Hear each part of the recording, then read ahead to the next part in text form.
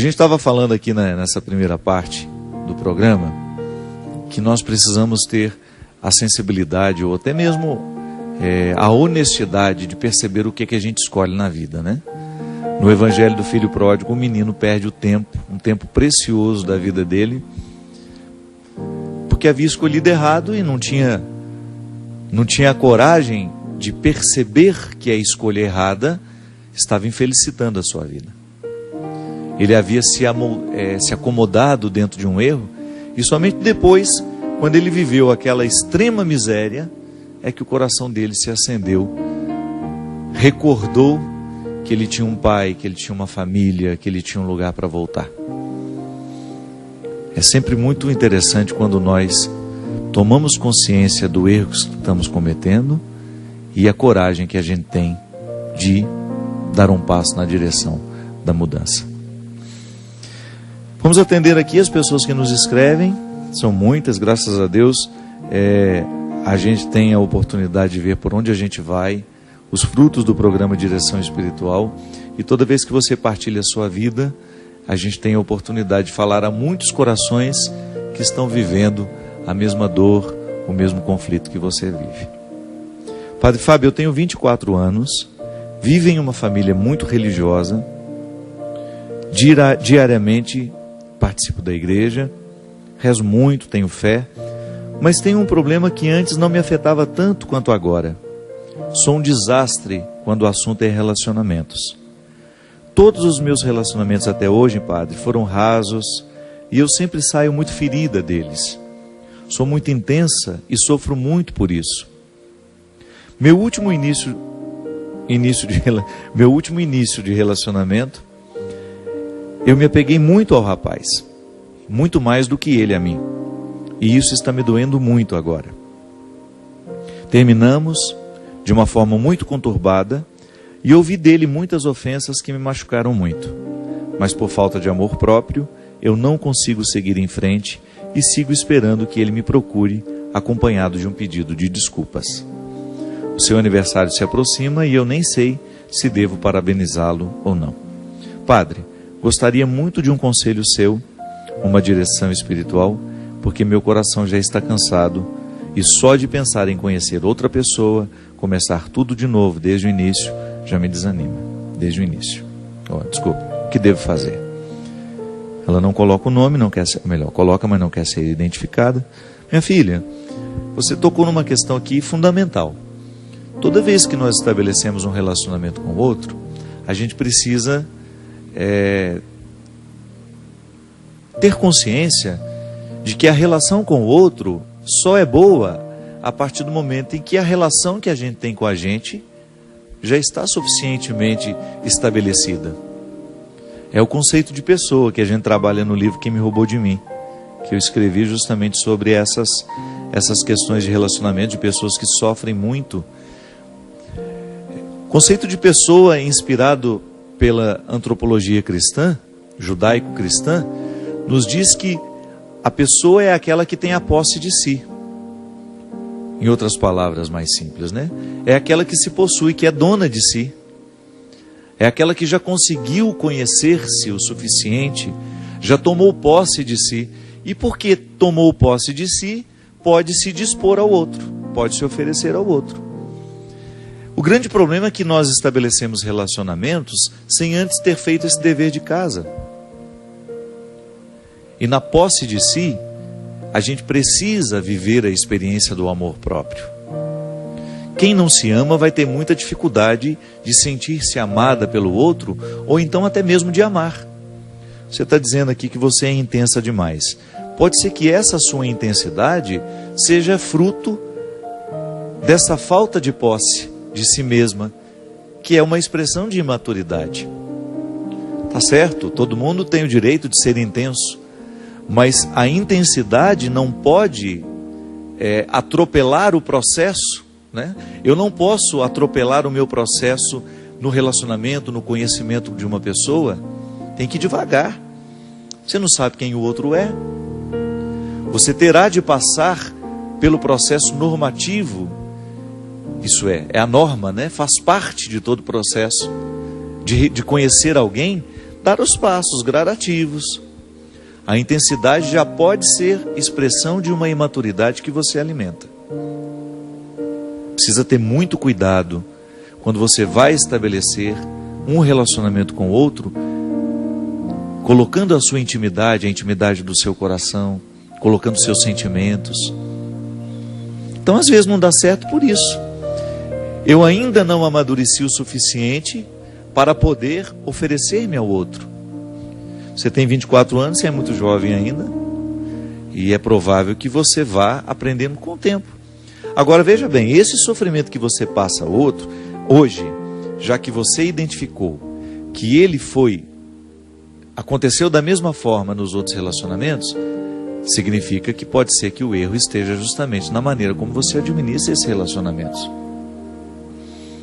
Nós não podemos ficar repetindo conscientemente os mesmos erros. Tenha coragem de colocar para você, de identificar como é que você erra ao estabelecer o relacionamento com o outro.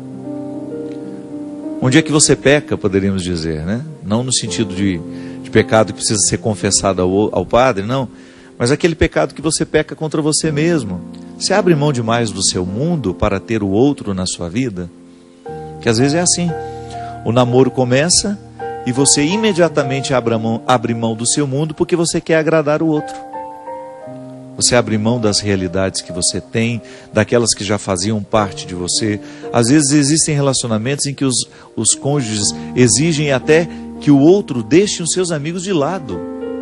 Não é possível isso. Não há possibilidade de você estabelecer um relacionamento em que você tenha que abrir mão da sua vida para que aquilo dê certo.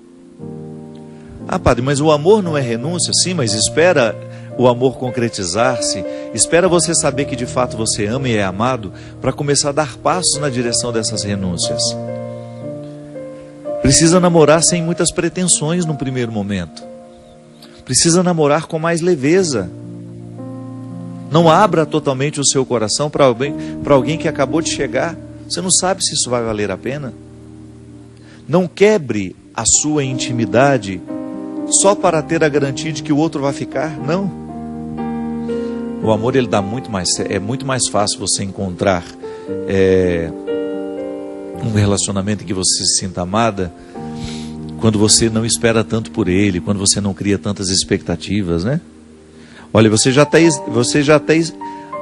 está idealizando até o retorno do rapaz. Já está esperando que ele chegue com uma mala de desculpas, né? Para poder recomeçar com você. Isso aqui já é expectativa que você não tem o direito de alimentar. E outra, namoro. O namoro, ele é um ensaio do casamento.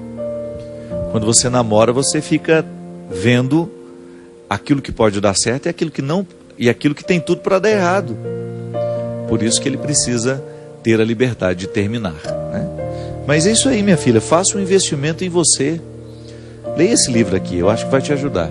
Se você não tiver tido a oportunidade de conhecer esse livro, Quem Me Roubou de Mim, é uma leitura que eu acho que pode ser positiva para todo mundo que passa a dificuldade de amar demais ou de amar de menos e de não ser capaz de estabelecer vínculos duradouros.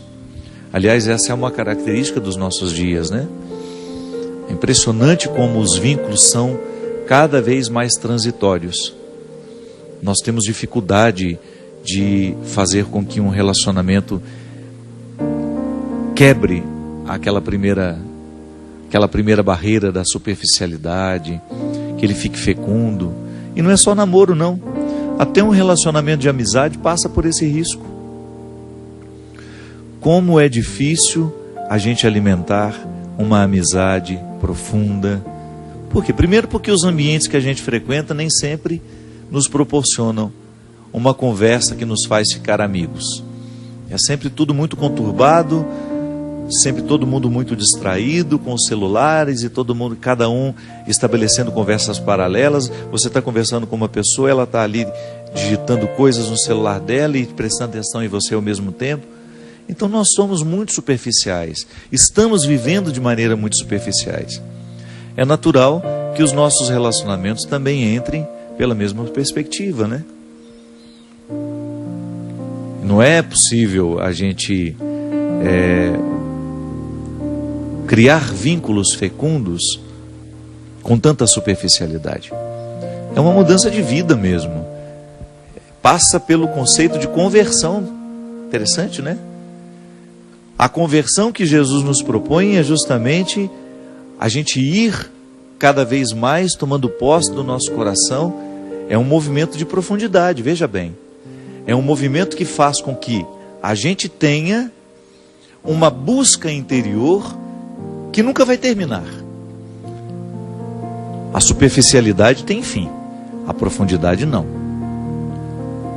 Quando você opta por viver uma busca de amadurecimento, por exemplo, como essa menina aqui, por que os meus relacionamentos não dão certo? É preciso investigar-se. Não dá para ir fazendo esse rolo compressor, apenas dando a desculpa para si mesmo e para os outros. Ah, eu tenho dificuldade de amar e ser amada. Eu tenho dificuldade de ser fiel. A pessoa nunca toca de fato o cerne das questões. Porque ninguém é assim por acaso. Algum motivo ali precisa ser descoberto, ser investigado, para que a gente tenha condições de mexer nele. Aristóteles, um filósofo clássico, dizia que a vida só vale a pena ser vivida à medida em que ela é refletida.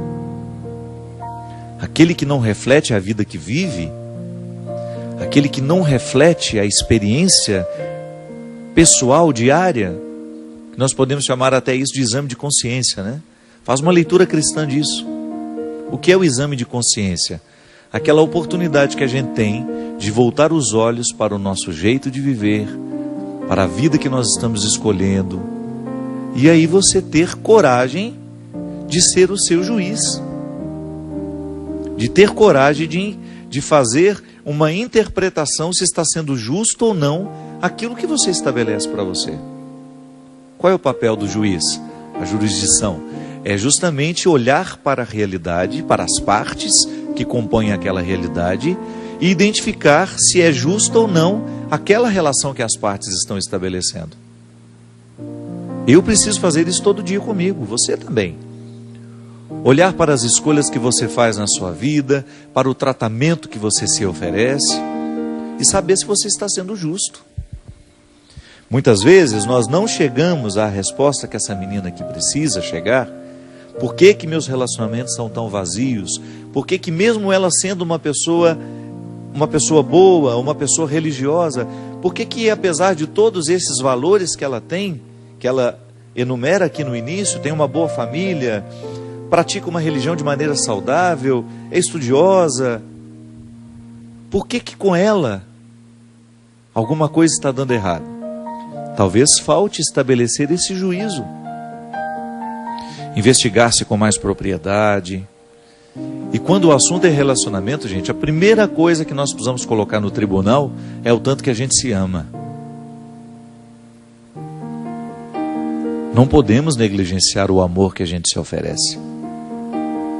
Que boicote é esse? É um auto-boicote, né? A pessoa se boicota o tempo todo. Porque ela, ao invés de oferecer a ela o amor necessário, isso é, o cuidado, porque como é que o amor próprio se expressa na vida de uma pessoa? Através do cuidado. Do cuidado que eu tenho comigo, com o meu corpo, com a minha saúde, o cuidado que eu tenho com a minha alma, com o meu espírito, aquilo que eu me ofereço diariamente, o livro que eu leio, a música que eu escuto, os lugares que eu frequento, os amigos que eu deixo ter uma autoridade sobre mim. Tudo isso é expressão do amor próprio. Quem não se ama, não passa no filtro aquilo que se oferece. É igual aqui em Minas, naquele coador antigo, né, que a gente passava o café. O coador que era? Era um filtro de pano, feito pela nossa mãe, para que a gente pudesse tomar a parte do café que nos interessava. Porque vai jogar o pó dentro do café para você ver, para ver se você consegue tomar. Não dá. É preciso ter o filtro de pano, que a gente chama de coador, para que a gente fique com a parte boa do café. Muitas vezes nós não usamos esse filtro para perceber o que a gente se oferece. A gente vai causando uma intoxicação da alma, uma intoxicação da mente, uma intoxicação de tudo aquilo que nos gera. Aí você tem todos os significados: mente, coração, alma, espírito. A gente fica poluído. Por quê? Porque a vida, o mundo, as realidades que estão de fora, elas podem ser nocivas a nós. É claro que tem muita coisa boa de fora que vem nos ajudar, nessa consistência humana. Agora, se a gente não passa pelo filtro essas realidades, pode ser que a gente esteja tomando um café envenenado. Pode ser que a gente esteja provocando uma intoxicação dentro de nós, porque a gente não teve coragem de identificar, de colocar ali um filtro que nos ajudasse a ficar mais puros. O amor próprio é esse ponto de partida para que todo relacionamento seja saudável. Quem não se ama, quem não se cuida, quem não faz o dever de casa diário, de jogar amor dentro do coração, e essa é a ação de Deus, é justamente o que Deus faz no coração daquele filho que volta para pedir perdão ao pai. Ele precisou voltar a se amar. Ele precisou identificar que comer a lavagem dos porcos não era para ele. Engraçado, né? Você vê naquele rapaz a identidade que não havia sido totalmente perdida, que é quando ele lembra que ele tem pai. Isso é amor próprio. É o amor próprio que move o coração daquele rapaz ao identificar que aquela miséria, que aquele alimento imundo não era para ele. Minha gente, quantos de nós ficamos nos alimentando de sentimentos estragados que podem ser comparados à lavagem dos porcos? Quantas vezes eu encontro pessoas bonitas, nutridas, com relacionamentos precários, tóxicos, viciantes, aquele pseudo-amor, né? Aquele falso amor, que pode ser comparado a uma lavagem de porco, aquele namoro que não é outra coisa senão um chiqueiro, não há nada de puro naquilo, a pessoa se maltrata o tempo todo só para ter a companhia do leitão, né? Não, pelo amor de Deus, você merece muito mais. A pessoa só se recupera no momento em que ela olha para o espelho e vê a face desfigurada e diz para ela mesma: eu não mereço esse tratamento. Isso corrigiria tantas coisas dentro dos namoros, dentro das relações de casamento, porque também no casamento acontece isso. Quanto o marido tratando a esposa de maneira que vai expulsando o amor próprio dela, ou então é o amor próprio que foi expulso, que já permitiu aquele tratamento tão odioso. Namoro, casamento, relação entre amigos, nós precisamos ter muito cuidado para a gente não se acostumar ao alimento imundo. Precisamos tomar muito cuidado para a gente não se acostumar com o precário e achar que ele é a única coisa que nós merecemos ter na vida. A gente merece muito mais. Merece no sentido de ver que há uma dignidade em mim, em você, que não pode ser nunca, em hipótese alguma, pode ser esquecida.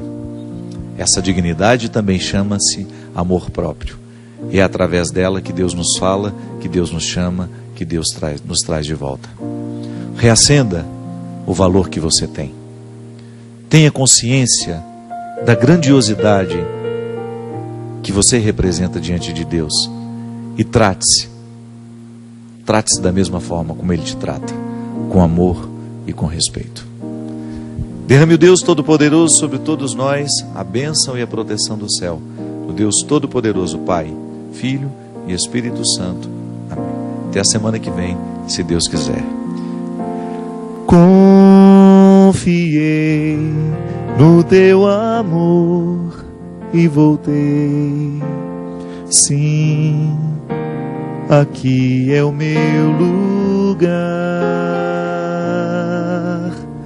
Eu gastei teus bens, ó Pai, e te dou este pranto em minhas mãos.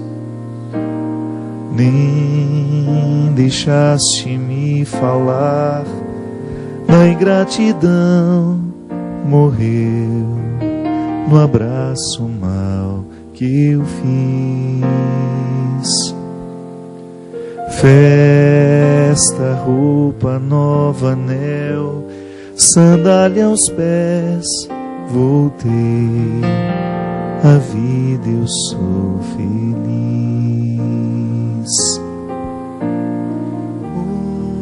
Confiei no teu amor e voltei. Sim, aqui é o meu lugar. Eu gastei teus bens, ó Pai, e te dou este pranto em minhas mãos.